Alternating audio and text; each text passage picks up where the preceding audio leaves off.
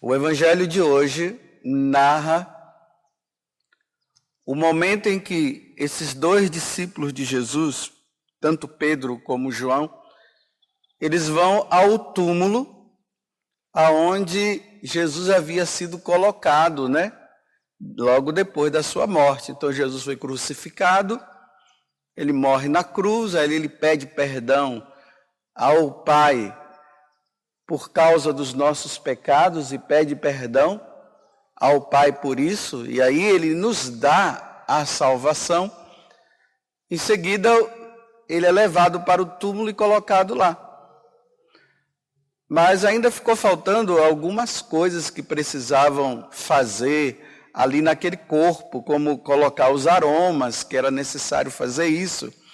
Mas como para o judeu, né, a sexta-feira, porque Jesus morreu na sexta-feira. Então, no final da sexta-feira, começava o sábado deles, que eles não podiam fazer outra coisa a não ser rezar. Eles colocaram Jesus no túmulo, deixaram lá, e no dia seguinte eles iriam lá para colocar os aromas que eram necessários. Então, essas mulheres, Maria Madalena, ela vai lá, quando chega lá, não encontra nada. O túmulo estava vazio.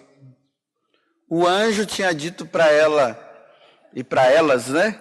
Por que vocês procuram entre os mortos aquele que ressuscitou? Ele não está mais aqui não, ele ressuscitou de verdade. Vai lá e fala para os apóstolos. Ela vai e fala. Então os apóstolos ainda não tinham lidado com essa situação de uma pessoa que morre e depois você encontra ela viva de novo. Nem nós estamos acostumados com isso, imagina, né? A gente vai no enterro, chega lá, a pessoa levanta, todo mundo sai correndo de medo. Então os apóstolos vão lá. Quando eles chegam lá, aí é a narração de hoje, né? João deu uma olhada, não viu nada. Pedro foi lá também, não viu nada.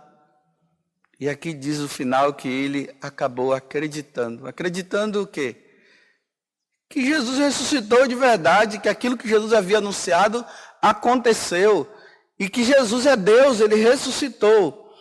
E se Jesus ressuscitou, se nós passarmos a vida aqui na terra e cumprirmos os mandamentos da lei de Deus, fazermos o que ele nos pede, fazermos o bem para o outro, perdoar o próximo e tantas outras coisas, nós iremos ressuscitar para estar com Deus um dia. Porque nós poderemos ressuscitar para não estar com Deus. Porque todos aqueles que fizerem o contrário do que eu acabei de dizer, vai ressuscitar, mas vai para a condenação eterna, vai para o inferno. E aqueles que cumprirem a vontade de Deus, quando morrer, ressuscitará e vai para o céu para estar com Deus. Então, olha, isso aqui precisa ficar bem claro para nós. Vou repetir.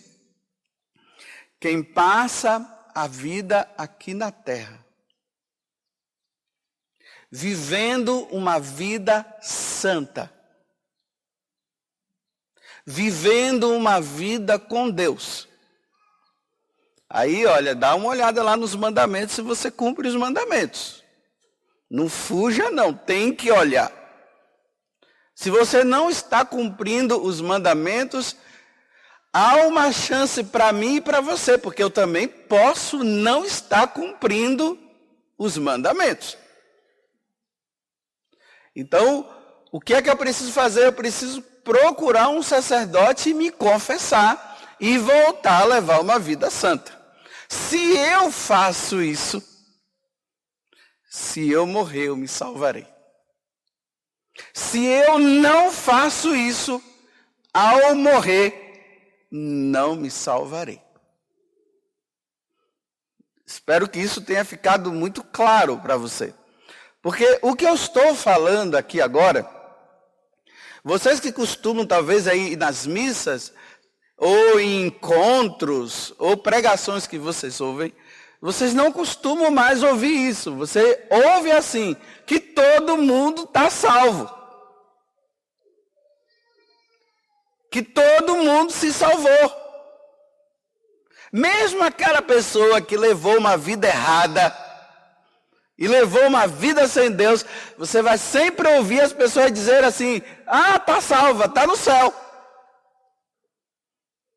Então, se é assim, quem já está acostumado a me ouvir, eu vou repetir. Se é assim, não precisa ter missa, não precisa ter padre.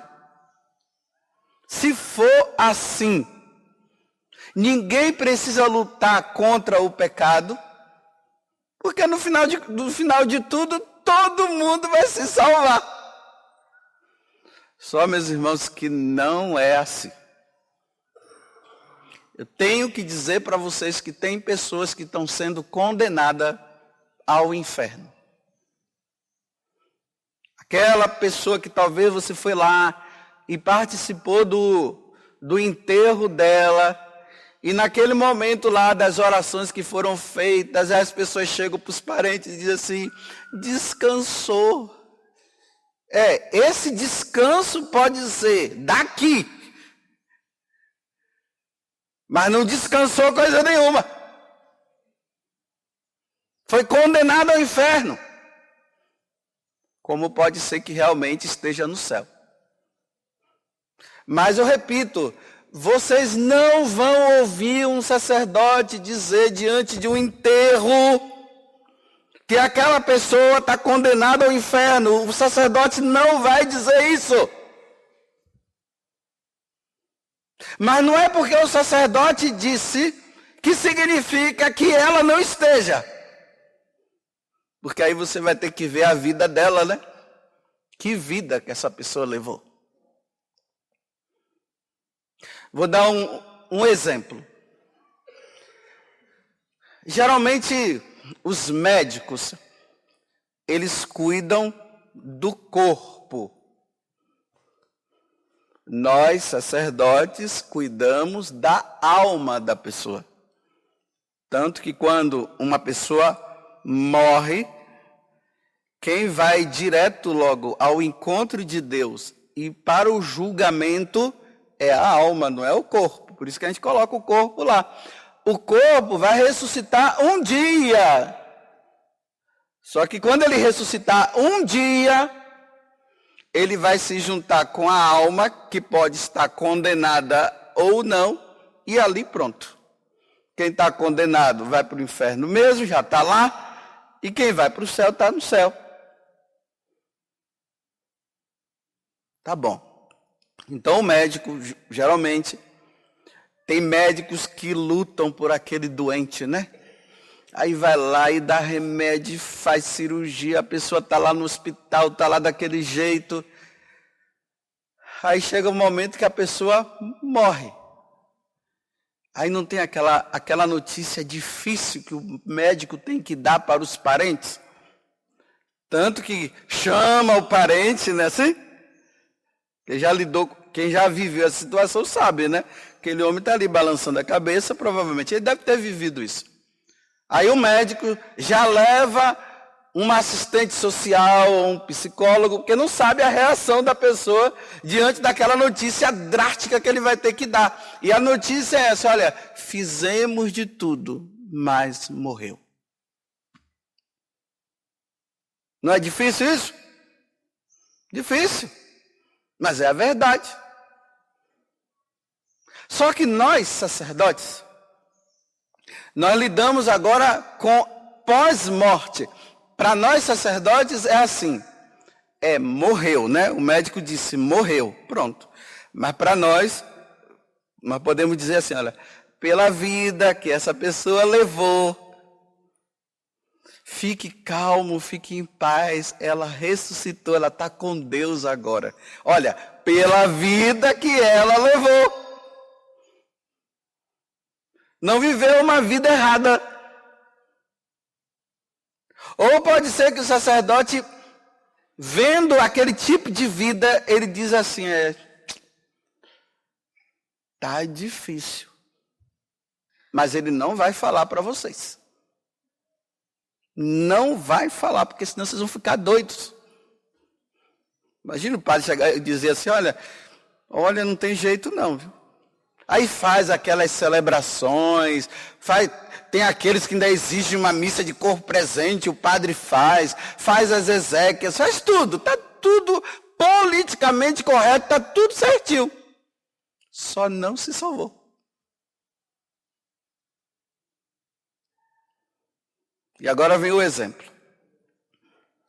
Recentemente eu recebi uma notícia que eu não queria receber em relação a uma pessoa. Essa pessoa morreu.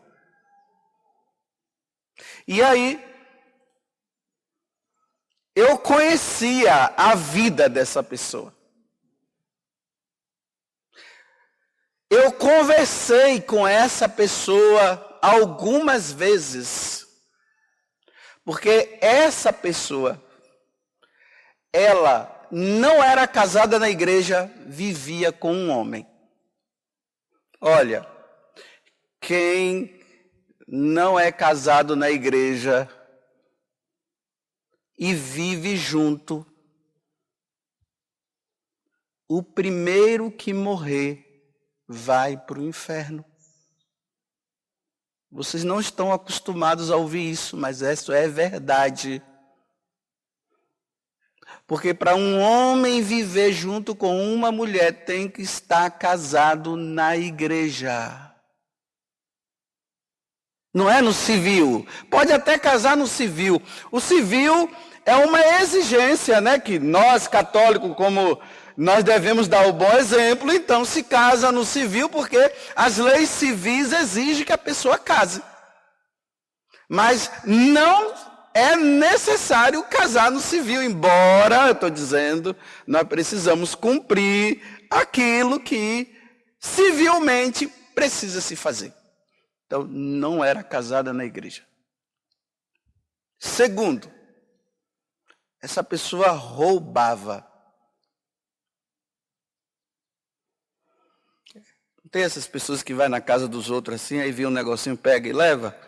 Não é ladrão de banco, não. É de casa, é de lugar. Vê um negocinho assim, pá, leva. Eu falei para essa pessoa. Não era casado na igreja. Roubava.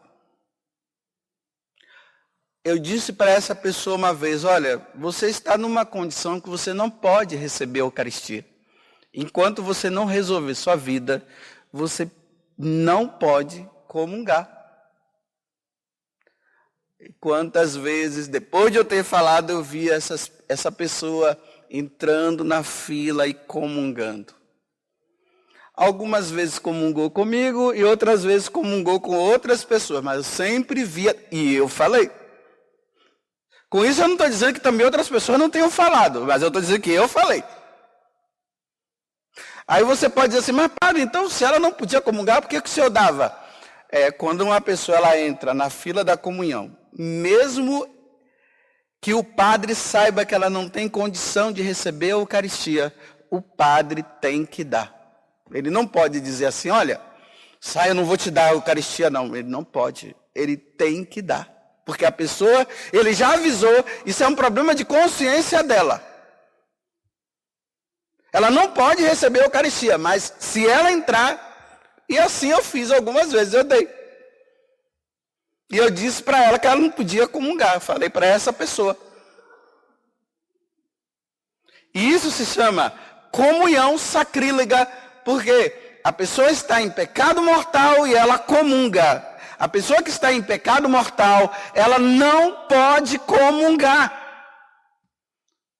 Mas hoje, com essa ideia que todo mundo se salva, o pessoal não está nem aí. Eles cometem pecado, vão lá, pecados gravíssimos,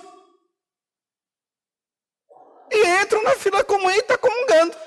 Você vê nessas missas, né, lotada, aquela multidão lá, pessoas que nunca confessaram na vida, acompanham os outros e recebem a Eucaristia. ela só pode receber a Eucaristia depois que ela passar pela confissão. Ninguém pode comungar em pecado mortal. Essa história de que não, depois você confessa, depois da missa. Não, você não pode confessar, ou você não pode comungar. Enquanto não se confessar. Mas hoje, né? Todo mundo se acha dono e juiz de si mesmo. Todo mundo acha que vai chegar diante de Deus e vai dizer, aí Jesus, e aí? Eu vou ficar onde? Ele vai dizer, no quinto dos infernos você vai. Porque você não levou uma vida como deveria. Mas Senhor, mas eu era uma pessoa boa. Você era uma pessoa boa, mas descarada. Você não cumpriu os mandamentos. Você não sabia que não podia? Não, mas todo mundo diz que o Senhor é misericórdia. Eu sempre fui mesmo e sou. A misericórdia minha era enquanto vocês estavam vivos. Agora que você morreu, agora é a justiça. Vocês estão acostumados a ouvir isso? Não estão. Todo mundo se salva, então todo mundo entra. Está certo. Quer dizer, está errado, né? Mas está certo de onde que eu estou falando. Essa pessoa morreu. Morreu sem receber os últimos sacramentos. Você sabe qual é os últimos sacramentos? É a unção dos enfermos, que antigamente se falava extrema unção. Na unção dos enfermos ainda é a última chance da pessoa. Pode ser que ali ela confesse, ela recebe a unção dos enfermos, ainda recebe a Eucaristia quando dá, porque tem pessoas que não dá mais para receber a Eucaristia. Não recebeu os últimos sacramentos. Quando eu soube da notícia, a primeira coisa que eu fiz foi começar a rezar pela alma dessa pessoa. E comecei a rezar. Colocava o nome dela nas missas, ia ali, né, rezando e falando. Só que agora, mas lá no fundo, algo me diz que ela foi condenada. Que não adianta mais eu rezar. Ela foi condenada. Não adianta rezar mais não. Diante de todo esse diagnóstico que eu estou trazendo para vocês, eu não quero acreditar. Mas eu vou ter que acreditar. A pessoa não se salvou.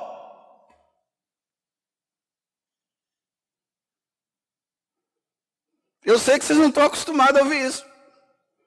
Mas eu não estou falando isso, não é para a pessoa que morreu, porque já morreu e já foi condenada, já foi julgada. Eu estou falando para você e para mim. Você está levando uma vida segundo Deus? Ou você está brincando com a sua salvação? Porque os mortos já foram. Os mortos não precisam mais de pregação, não precisam mais de viver mandamento, não. Já morreu, já foi. Agora, nós que estamos vivos, nós precisamos rever a nossa vida. Então eu termino dizendo, meus irmãos, pelo amor de Deus, pelo amor desse Jesus que veio do céu para nos salvar e morreu na cruz, reveja a sua vida e não brinque mais. Não brinque. Porque o que eu estou falando é uma grande verdade que não se fala mais. Eu queria até hoje rezar por essa alma. Mas eu não vou poder rezar mais porque interiormente eu já tenho essa certeza. Ela não se salvou. Não adianta mais. Teve toda a chance. Não se salvou.